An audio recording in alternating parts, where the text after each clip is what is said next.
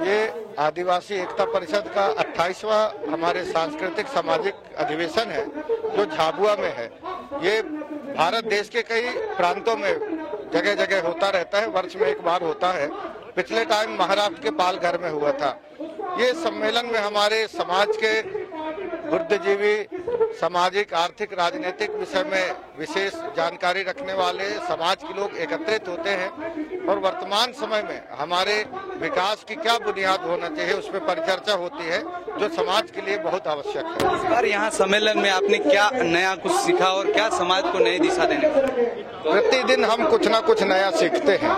आज जो चुनौतियां हैं, उन चुनौतियों के बीच में समाज को कैसे बचाना है, कैसे आगे बढ़ाना है, उसमें तमाम हमारे मार्ग यहाँ पर बताने वाले विद्वान लोग रहते हैं और हर प्रकार के विद्वानों से कुछ अच्छाइयाँ मिलती है और उसको संकलित करके सारगर्भित एक संकलन करके उसको आगे बढ़ाने के लिए हम लोग यहाँ कई अच्छी जानकारियाँ सीखते हैं।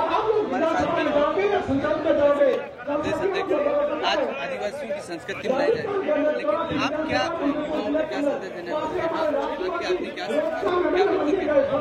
देखिए, एक ही संदेश है कि हर एक आदिवासी को एक दूसरे की लड़ाई लड़ना पड़ेगी, क्योंकि बाकी सब चीजें बाद में, सबसे पहले हम आदिवासी हैं और जो हमारी मूल संस्कृति है, जो हमारे रहन सहन है, जो हमारा पहनावा है, जो हमारे खान पान है, उसकी रक्षा करने के लिए हमको एक मंच पर आना पड़ेगा। और आज वो ऐसा मंच है जहां आप देखोगे कि सारे धर्म के लोग, सारी पार्टियों के लोग, सभी समाजों के लोग एक साथ एक जगह आए हैं और जो आदिवासियत की बात करते हैं, आदिवासियत को बचाने की बात करते हैं, क्योंकि इस देश को हमको बचाना है, विश्व को बचाना है, तो हमें आदिवासियत को बचाना पड़ेगा। और ये देश तभी बच पाएगा जब वापस से जो मूल भावनाएं और जिस तरह से रहन सहन से आदिवासी रहता था उस पर हम वापस जाएंगे।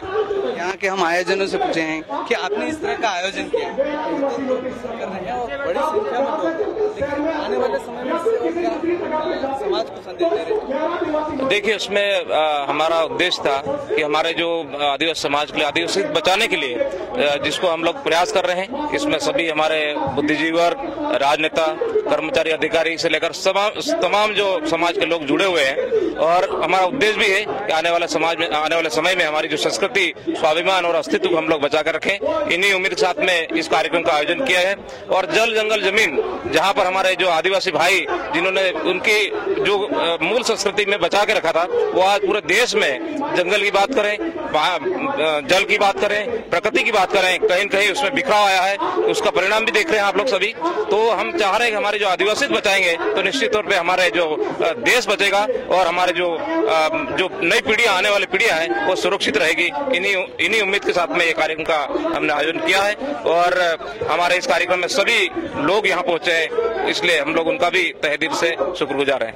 आज खासकर यहाँ के आदिवासी अपनी संस्कृति में नजर आ रहे हैं और कहीं न कहीं आपको ये नहीं लग रहा कि अपनी संस्कृति खत्म होते जा रही है और इसी को लेकर भी आयोजन हो सकता है? देखिए, क्या है कि हमारा जो युवा है और हमारा जो पढ़ा लिखा वर्ग है, वो कहीं न कहीं हमारी संस्कृति है, हमारी सभ्यता को कहीं न कहीं भूल गए थे। तो उनको आपस में उसको संवर्धन करना, उसका संरक्षण करने के हिसाब से हमारे तमाम आदिवासी जितने भी संगठन है, वो है युवा संगठन है, प्लस सामाजिक राजनीतिक संगठन है।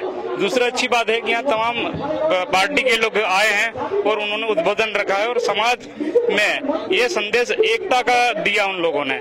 यहाँ पर कुछ असामाजिक तत्वों ने जरूर व्यवधान डालने की कोशिश की थी, लेकिन वो भी अब इस मंच के माध्यम से इस प्रोग्राम को समझेंगे और वो भी आत्मसात करें कि वास्तव में ये प्रोग्राम एक स्वाभिमान का है, जल, जंगल, जमीन का है और यहाँ प्रकृति कैसे पूजा जाता है और हमारे कौन कौन से आराध्य देव है, हमने सारी प्रदर्शनी रखी है।